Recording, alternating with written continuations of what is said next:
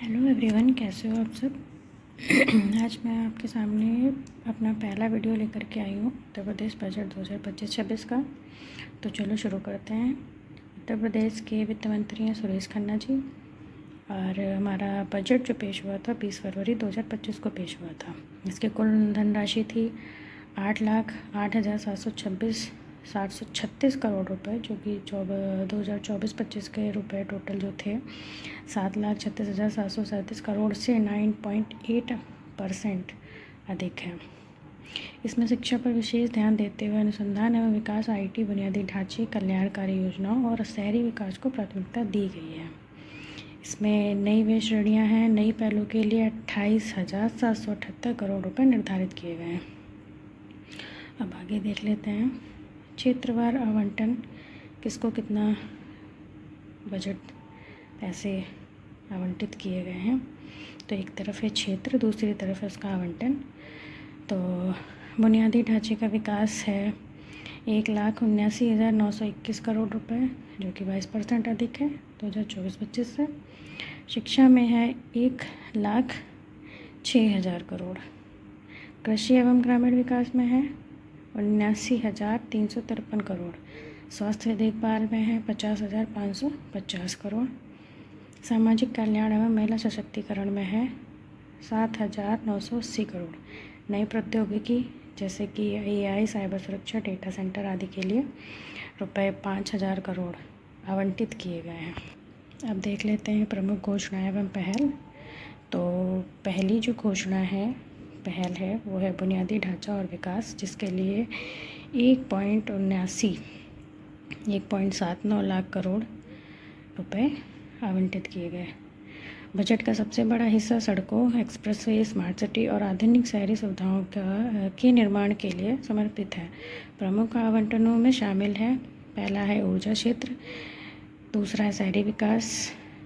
ऊर्जा क्षेत्र में बिजली उत्पादन और वितरण सुधार के लिए 61,070 करोड़ रुपए दिए गए। शहरी विकास के लिए स्मार्ट सिटी परियोजना और शहरी विस्तार के लिए 25,308 करोड़ रुपए आवंटित किए गए। वहीं आवास और शहरी नियोजन के लिए किफ़ायती आवास के लिए 7,403 करोड़।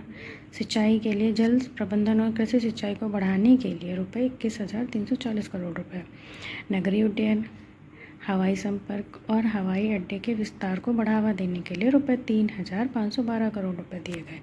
नए एक्सप्रेसवे के निर्माण जैसे राज्यव्यापी कनेक्टिविटी में सुधार लाने के लिए 4 नए एक्सप्रेसवे का निर्माण किया जाएगा। अयोध्या को एक आदर्श सौर शहर के रूप में विकसित करने के लिए एक प्रमुख सौर ऊर्जा पहल चलाई जाएगी। 8 नए डेटा सेंटर पार्क, डिजिटल बुनियादी ढांचे और साइबर सुरक्षा को मजबूत करना। हम आते हैं नंबर B, शिक्षा पे, जो कि है 1.06 लाख करोड़। उत्तर प्रदेश में शिक्षा में निवेश के मामले शीर्ष राज्यों में से एक बना हुआ है। इसमें जो अलग अलग चीज़ों पे खर्चे आवंटन किए गए हैं बजट में, वो है स्मार्ट कक्षाएं और प्रयोगशालाएं, जिसमें स्कूलों और पॉलिटेक्निक संस्थानों में डिजिटल शिक्षण बुनियादी ढांचे का उन्नयन। लैपटॉप और स्मार्ट डिवाइसेस, डिजिटल गवर्नेंस के लिए राज्य के राजस्व कर्मियों को लैपटॉप, स्मार्टफोन उपलब्ध कराने के लिए 24 करोड़ रुपए आवंटित किए गए। छात्रवृत्ति, सामान्य वर्ग के लिए 10वीं पूर्व और 10वीं पश्चात छात्रवृत्ति हेतु 900 करोड़ रुपए आवंटित किए गए। मेधावी छात्राओं को सहायता, शैक्षणिक दृष्टि से उत्कृष्ट प्रदर्शन करने वाली छात्राओं को स्कूटी दी जाएगी। C पे आते हैं स्वास्थ्य सेवा, जिसमें 50,550 करोड़ रुपए आवंटित हैं। सरकार प्रमुख प्रावधानों के साथ सार्वजनिक स्वास्थ्य सेवाओं और चिकित्सा शिक्षा को मजबूत कर रही है, जिसमें निःशुल्क चिकित्सा उपचार, जिसमें मुख्यमंत्री जन आरोग्य अभियान के तहत होमगार्ड, PRD जवानों, ग्राम चौकीदारों और मानदेय शिक्षकों के लिए 5 लाख रुपए तक का उपचार। नए मेडिकल कॉलेज, 13 नए स्वायत्त मेडिकल कॉलेज बनाए जाएंगे। मौजूदा संस्थानों में 1,500 नई मेडिकल सीटें जोड़ी गई। सार्वजनिक निजी भागीदारी PPP मॉडल के तहत 3 मेडिकल कॉलेज और चिकित्सा अवसंरचना विस्तार। राज्य भर में 80 मेडिकल कॉलेज हैं, तो एम्स परिसर गोरखपुर और रायबरेली में है। IIMS, BHU और जवाहरलाल नेहरू मेडिकल कॉलेज जैसे शीर्ष संस्थान महत्वपूर्ण भूमिका निभा रहे हैं।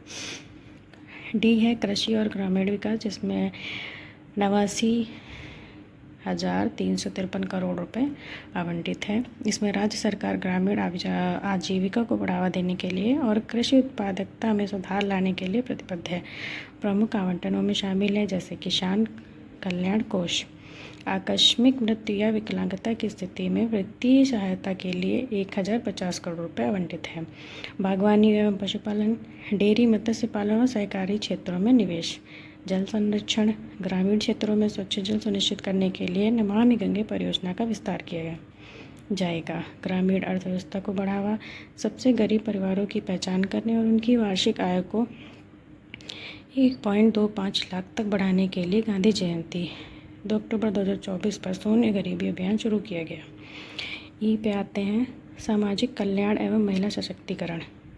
इसमें मुख्यमंत्री सामूहिक विवाह योजना, बेटियों जो कि सभी श्रेणियों में आती हैं के विवाह के लिए 550 करोड़ रुपए आवंटित।